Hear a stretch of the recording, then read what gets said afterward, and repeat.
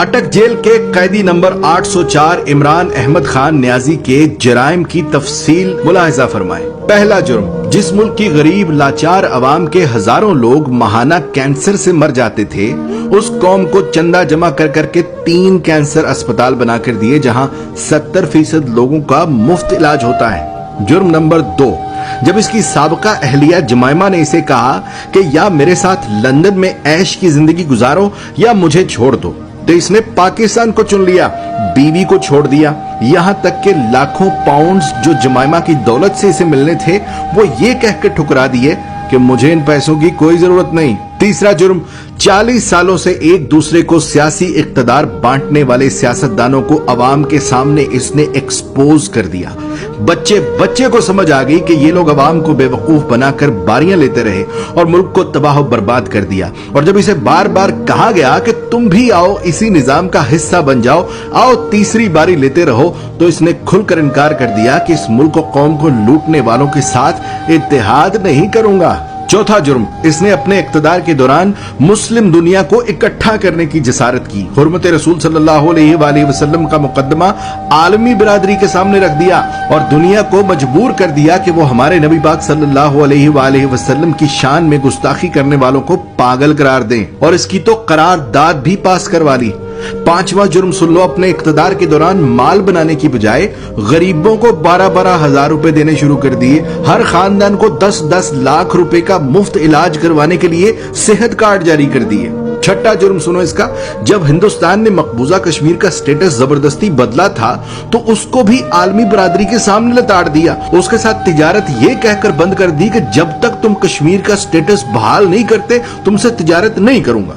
सातवां जुर्म, जब इसे पूछा गया कि क्या माजी के सियासतदानों की तरह आप भी अमेरिका को इजाजत देंगे कि वो पाकिस्तान में बैठकर अफगानिस्तान पर हमले करे, तो इसने कह दिया एब्सोल्युटली नॉट।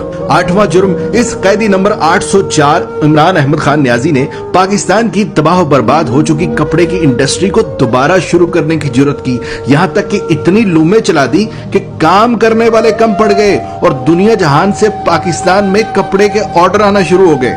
जुर्म नंबर 9, जब इसे इक्तदार से जबरदस्ती निकाल दिया तब भी ये मुल्क छोड़कर भाग नहीं रहा था। हालांकि बार बार कहा गया कि चले जाओ यहाँ से वरना अंजाम बुरा होगा, मगर इसने कहा कि कोई अपना घर भी छोड़कर कहीं जाता है और पाकिस्तान को ही अपना जीना मरना समझ लिया। 10वां जुर्म, जब इसे कहा गया कि बाकी सियासतदानों की तरह तुम भी मगरिब को जमीनी खुदा मान लो, जान छुड़ा लो और उनके आगे सर झुका लो, तो इसने न सिर्फ खुद इनकार कर दिया बल्कि अपनी कौम को भी यही सिखाने लगा कि झुकना सिर्फ रब के आगे है, किसी इंसान के आगे नहीं झुकना। जुर्म नंबर 11, जहां नए सिनेमा घरों की जरूरत थी वहां इसने रहमतुल्लिल आलमीन एकेडमी बना दी।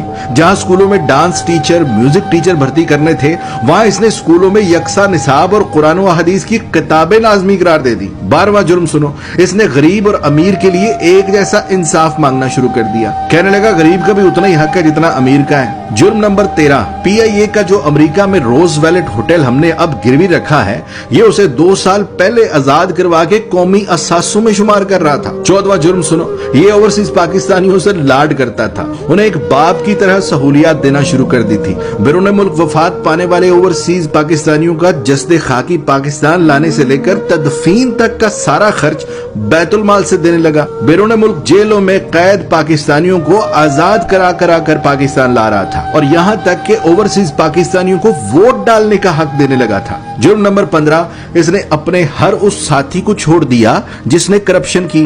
जहांगीर तरीन जैसे दोस्त को भी करप्शन का माल बनाने पर खुद से अलग कर दिया और ताहयात सियासत से नाअहल करवा दिया।